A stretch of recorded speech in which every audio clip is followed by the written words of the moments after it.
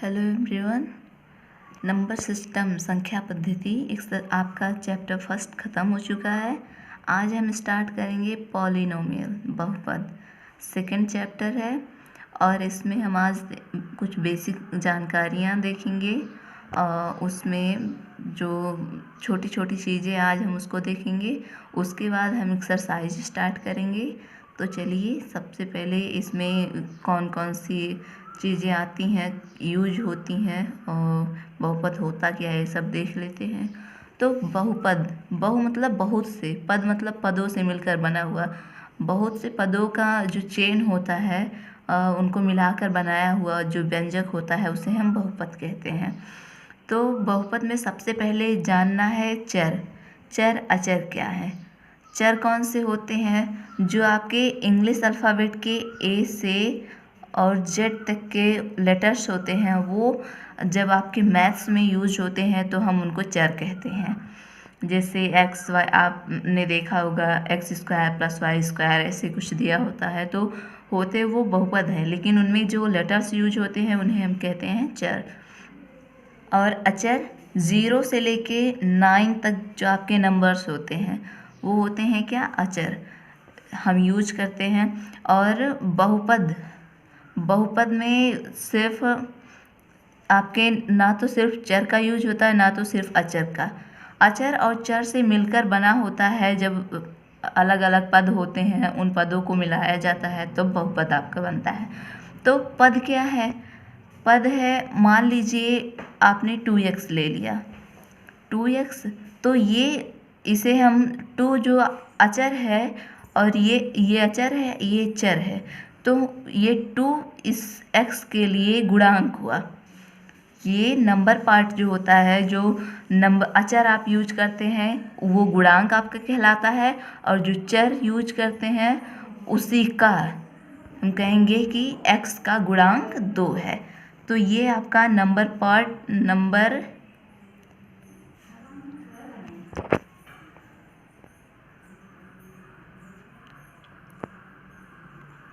Number part, ये coefficient मतलब कि गुणांक। गुणांक मतलब अंक का, मतलब नंबर का गुणा किया हुआ। और ये हुआ आपका वेरिएबल। वेरिएबल मतलब जो आप अचर यूज कर रहे हैं। तो पद एक एक से मिलकर बना होता है। अगर x 2x की जगह एक्स स्क्वायर ले लीजिए, इसका गुणांक क्या कहेंगे आप? 1। इसकी जगह पे आप 3x स्क्वायर या कुछ और ले लीजिए। तो ऐसे जो अलग अलग होते हैं, एक एक वेरिएबल जिसमें एक एक चर यूज हुए होते हैं, वो कहलाता है पद, टर्म्स। फिर आता है बहुपद। इट इज़ मतलब ये जो है आपका ढेर सारे पद जो होते हैं, ढेर सारे पद, मान लीजिए 2x square plus 3x plus 4, ऐसे जो होता है इन सब को, ये अलग अलग इनको देखा जाए तो सिर्फ एक एक पद तो हैं।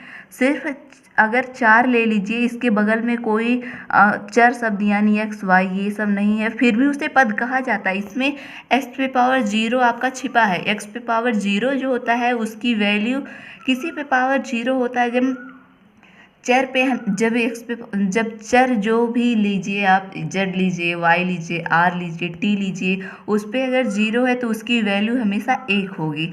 अगर किसी नंबर पे 0 है फिर भी उसकी वैल्यू 1 होगी।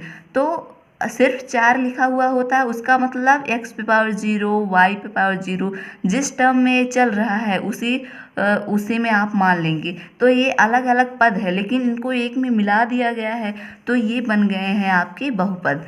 बहुपद का ये एक व्यंजक हो गया। तो ये हुआ व्यंजक। अब प्रकार, बहुपद के प्रकार कौन कौन से हैं? पहला है मोनोमियल, मतलब एक पद। मोनो मतलब एक, और ये आपका पद हुआ।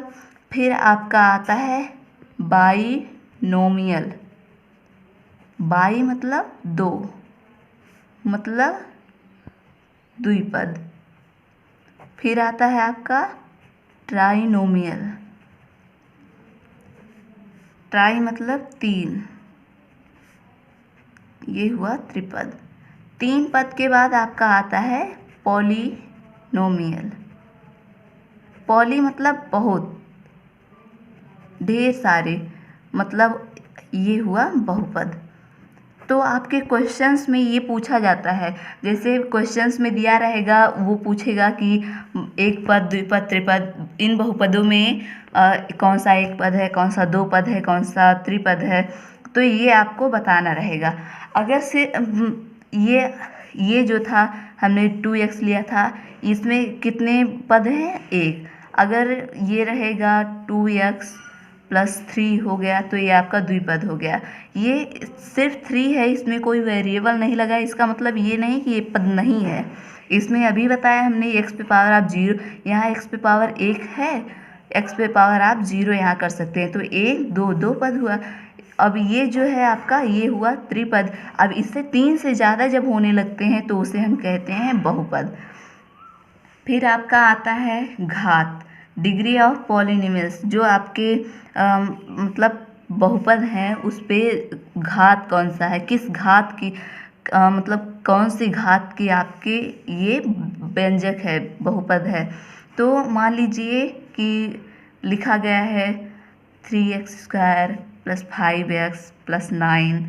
तो घात, ये घात तो अलग अलग लिया गया है, लेकिन अगर आपके क्वेश्चंस में पूछेगा कि सबसे हाईएस्ट पावर मतलब सबसे बड़ी घात किस पद की है, तो आप कहेंगे फर्स्ट। यानी इस पूरे बहुपद की, इस व्यंजक की आपकी घात कितनी है? घात 2। सिर्फ आपको कहेगा कि इस व्यंजक की घात कितनी है, तो जो सबसे बड़ा रहेगा, हाईएस्ट पावर, जो सबसे बड़ी घात आपकी रहेगी, वही होगी पूरे व्यंजक की घात। अब ये घात जो होते हैं, आप यहाँ x² ना होकर होता 3x³ + 5x² + 9x + 2 होता, तो घात इसकी कितनी होती? घात होती 3। अब ये होता 3x + 2 होता, तो घात इसकी कितनी होती? 1। लेकिन अगर सिर्फ 1 दे दिया जाए और पूछा जाए कि इसकी घात कितनी है, तो आप 1 को लिख सकते हैं 1 × x⁴। इसका मतलब 1 ही हुआ ना, 1 × 1 तभी तो 1 ही आएगा ना। तो इसका घात आप कितना लिख सकते हैं? 0।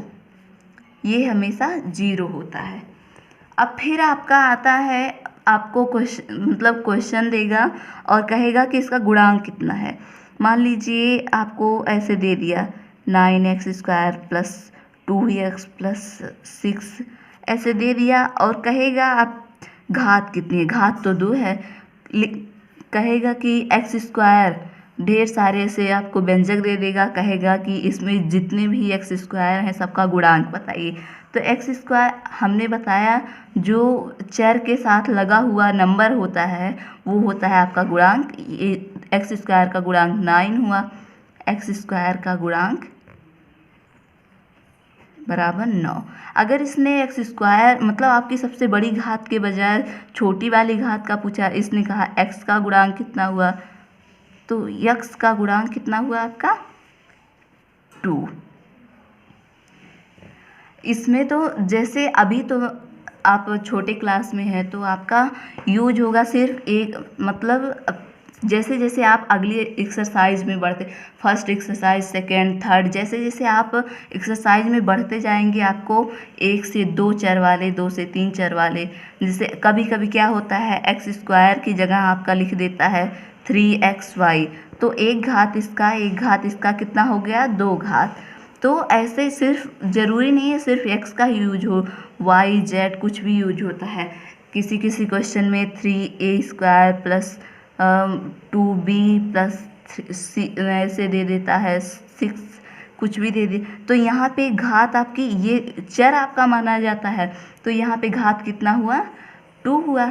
लेकिन कभी कभी क्वेश्चंस में क्या होता है, a² x कर देता + b x कर दिया + c, तो उस समय ये जो आपके a b होते हैं, ये आपके चर ना होकर, मतलब वेरिएबल ना होकर, ये नंबर में आते हैं। कहे x² एक्स स्क्वायर का गुणांक अब पूछा जाएगा तो आप कितना लिखेंगे, एक्स स्क्वायर का गुणांक इस बार हुआ a, x का गुणांक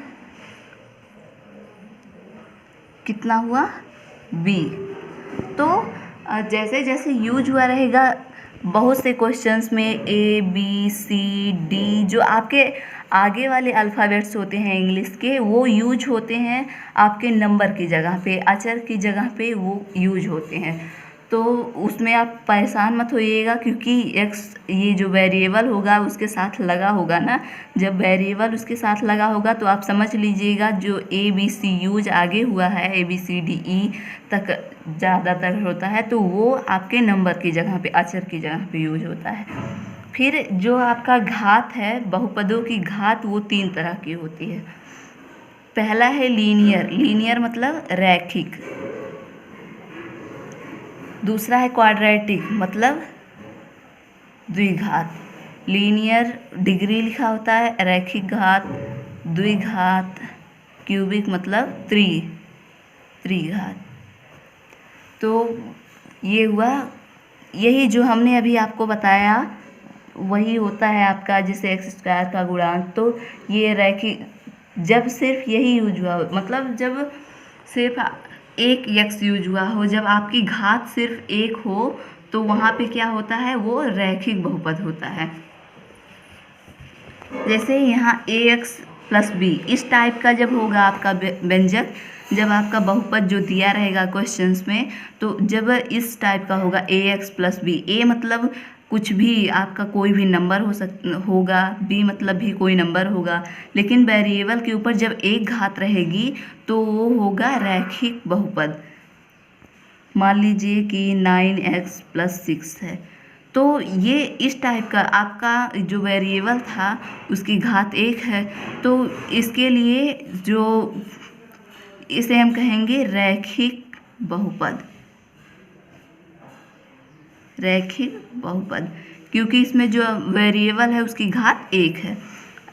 अब जब आपका बहुपद इस टाइप का रहेगा ax square plus bx plus c, यानी कि जो आपका वेरिएबल यूज हुआ है उसकी घात 2 रहेगी, उसके बाद 2 घात तो रहेगी, लेकिन उसके बाद जो छोटे छोटे होते हैं वो भी, जैसे 2 के बाद 1 रहेगा, फिर आपका 0 रहेगा। अगर इसकी जगह जैसे ये त्रिघात वाला है, त्रिघात तो यूज हुआ, लेकिन उसके बाद एक्स स्क्वायर भी रहेगा, x भी रहेगा, ऐसे ही ये घटता जाएगा। जैसे जैसे ये आपका आगे बढ़ता जाएगा वैसे वैसे पीछे उसके साथ वो इस छोटे वाले भी लगे रहेंगे।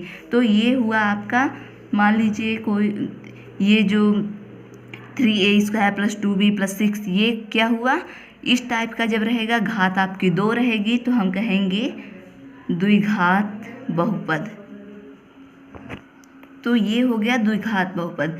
इसका एग्जाम्पल मान लीजिए 8x square plus 7x plus 1, ये हो गया आपका द्विघात बहुपद। अब ले लीजिए 12x cube plus 3x square plus 9x plus 6, तो ये हो गया आपका त्रिघात बहुपद। तो ये हो गया त्रिघात बहुपद। त्रिघात बहुपद मतलब जिस बहुपद की घात 3 हो उसे हम त्रिघात बहुपद कहेंगे। द्विघात जिस घात की बहुपद 2 हो, जिस बहुपद की घात 2 हो उसे हम कहेंगे द्विघात बहुपद। रैखिक बहुपद मतलब जिस बहुपद की घात 1 हो उसे हम कहेंगे रैखिक बहुपद। तो जो छोटी छोटी चीज़ें थी जो आपको जाननी थी बहुपद स्टार्ट करने से पहले, उसके एक्सरसाइज स्टार्ट करने से पहले, वो हमने इसमें देख लिया। इस लेक्चर में आप लोग देख लीजिएगा, समझ में नहीं आएगा फिर से बोलिएगा, हम बता देंगे और हम स्टार्ट करेंगे अब आपकी एक्सरसाइज। आज के लिए बस इतना ही। Thank you.